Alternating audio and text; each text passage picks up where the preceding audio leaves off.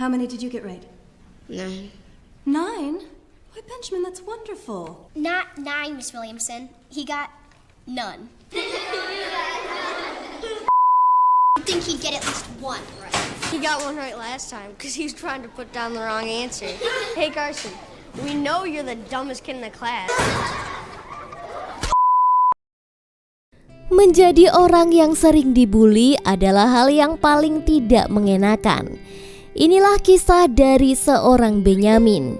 Dia berasal dari keluarga miskin dan sering dibully di sekolahnya. Walaupun sering dibully, dia mempunyai kemampuan dan kepintaran yang mampu merubah takdirnya. Penasaran dengan kehidupan Benyamin? Mari kita tonton di filmnya.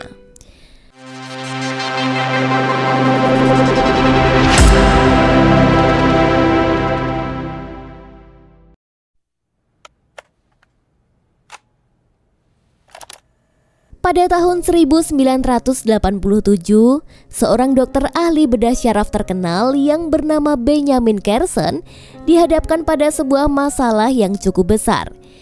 Dia diminta untuk menangani kasus anak kembar siam yang menempel di kepala. Di negara Jerman, belum ada dokter yang berani menangani kasus semacam ini, dan resiko yang dihadapi adalah kematian. Mendengar permohonan dari orang tua anak kembar itu, Benjamin Carson memutuskan untuk pergi ke Jerman dan memeriksa kondisi sang anak. Saat melihat kondisi mereka, Benjamin merasa sangat iba.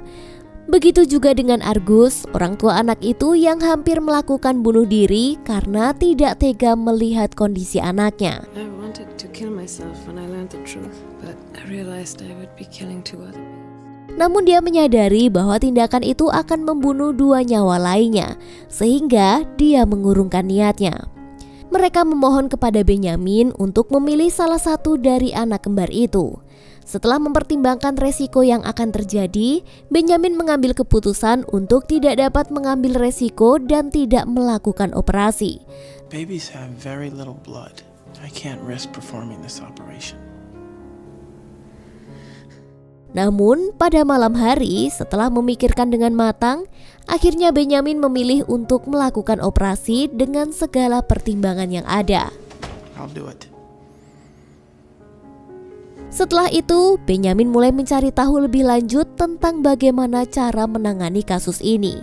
Dia meyakinkan diri bahwa dia dapat melakukan yang terbaik. Kejadian ini juga mengingatkan Benjamin pada masa lalunya saat masih duduk di bangku sekolah dasar. Di kelas, dia adalah seorang siswa yang dianggap bodoh dan sering mendapatkan perlakuan bullying dari teman-temannya.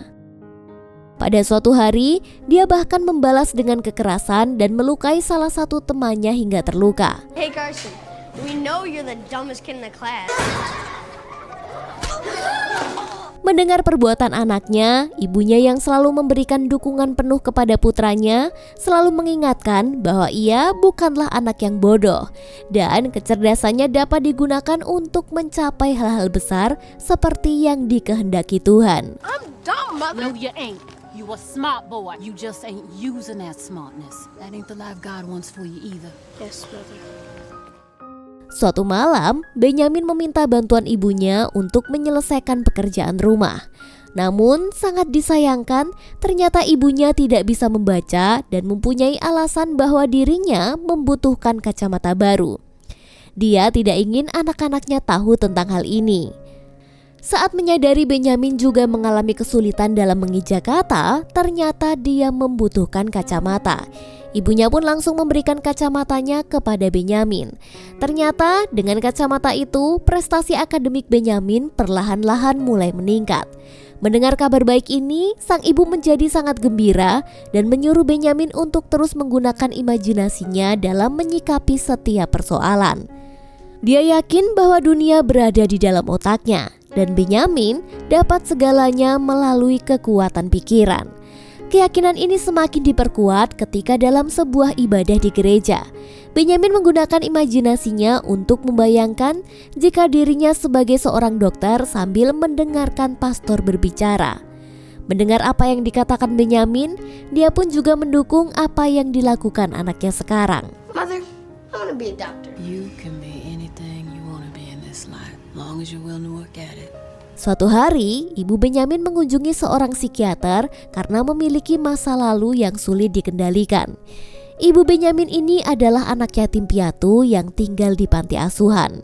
Pada usia 13 tahun, dia menikah dengan harapan itu dapat mengubah jalan hidupnya. Namun, 5 tahun yang lalu dia mengetahui bahwa suaminya memiliki anak dari wanita lain yang membuat kini hidupnya hancur.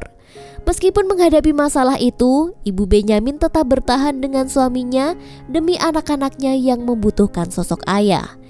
Namun, suaminya terlibat dengan narkoboy sehingga mereka harus berpisah dan ibu Benyamin harus mencari rumah yang bisa disewakan di kemudian hari.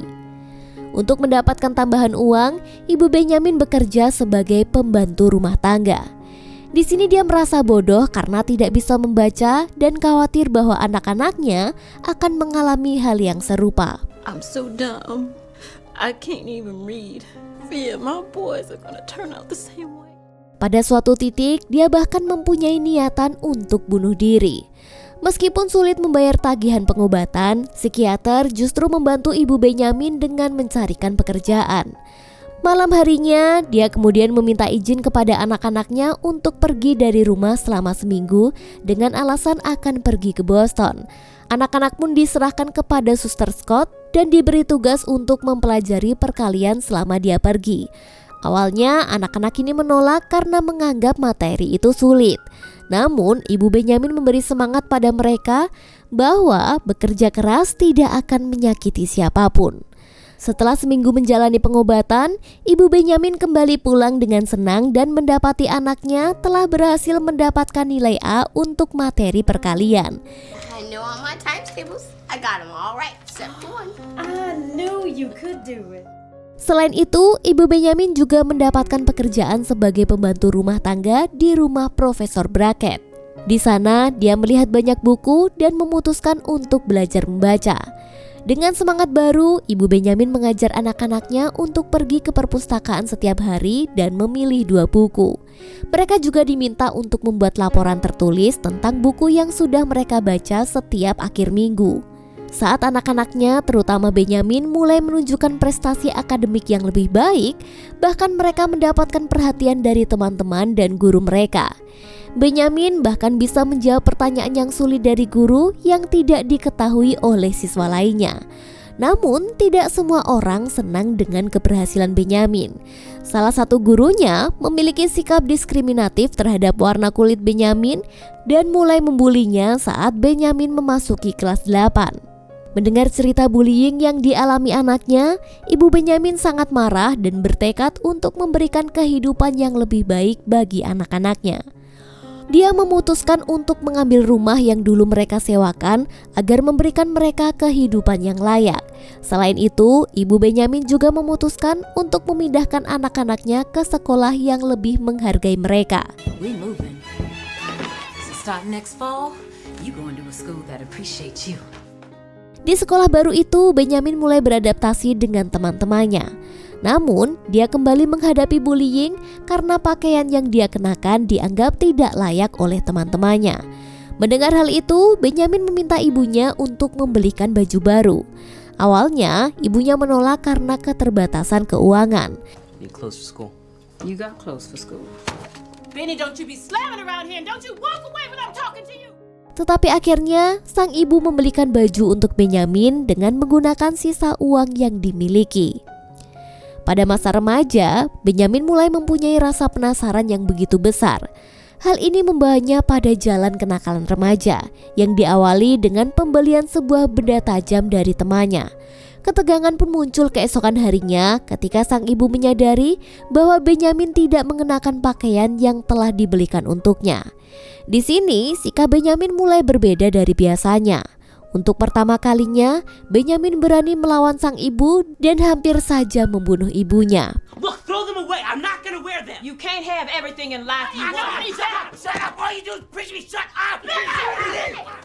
Perubahan ini menandai awal dari sikap temperamental Benyamin yang semakin terlihat. Dia mulai kehilangan kendali atas emosinya dan terbukti ketika dia mengancam temannya dengan pisau hanya karena merasa terganggu saat mendengarkan musik klasik.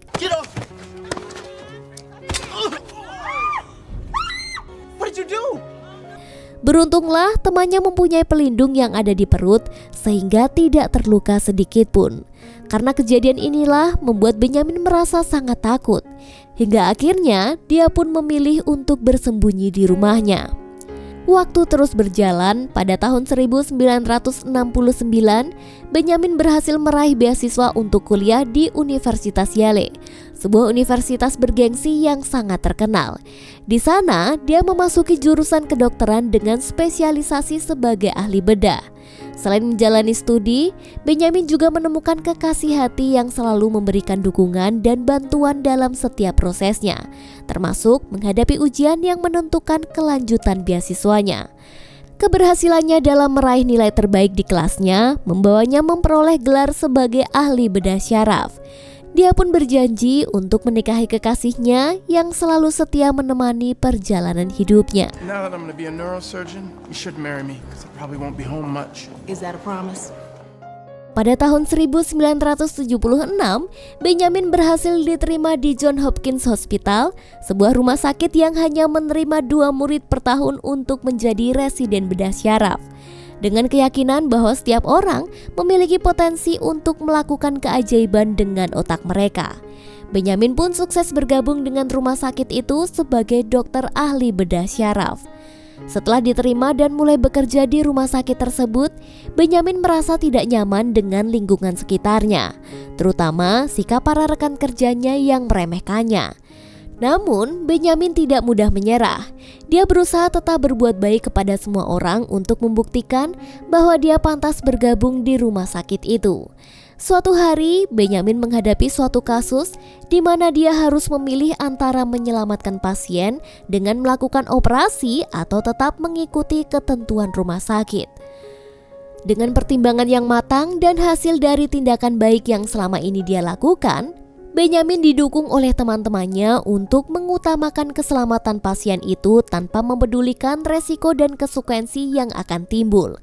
Akhirnya, Benyamin berhasil melakukan operasi dan mendapatkan pujian atas keputusan tepat yang telah dia ambil.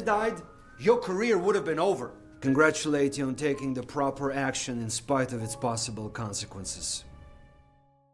Pada tahun 1985, Benyamin menangani seorang anak kecil yang menderita penyakit syaraf langka yang ditandai dengan sering kejang-kejang serta kehilangan keterampilan motorik dan bicara. Setelah memberitahu orang tua anak bahwa operasi itu diperlukan untuk mengatasi kejang dan memulihkan motoriknya, Benyamin mengatakan bahwa hal itu akan memiliki resiko dan dia tidak punya solusi yang pasti untuk mengatasinya. Meskipun demikian, orang tua mengikuti saran dari Benyamin.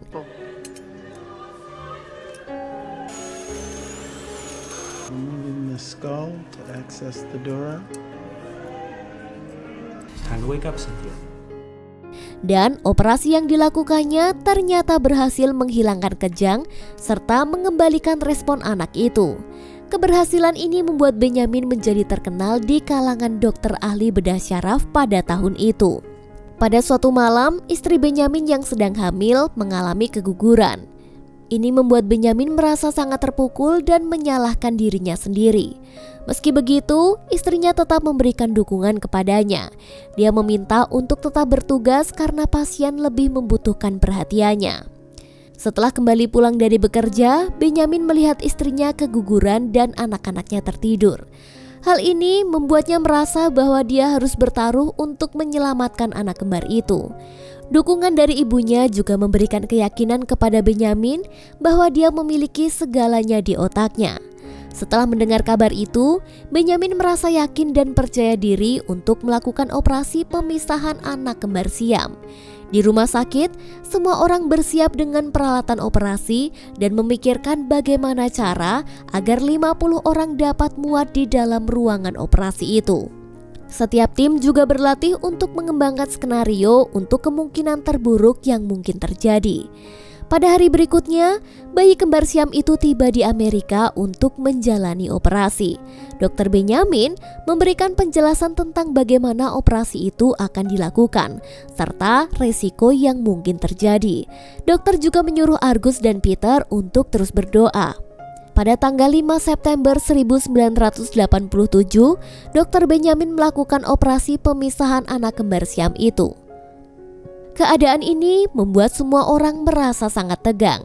3, 2, 1. Pada tanggal 6 September pukul 15, operasi telah selesai dilakukan.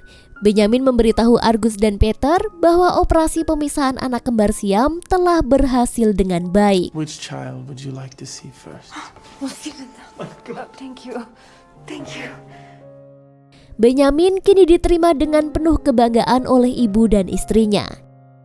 Inilah kisah perjalanan hidup seorang Benjamin menjadi ahli bedah syaraf terbaik di dunia. Dan film pun tamat.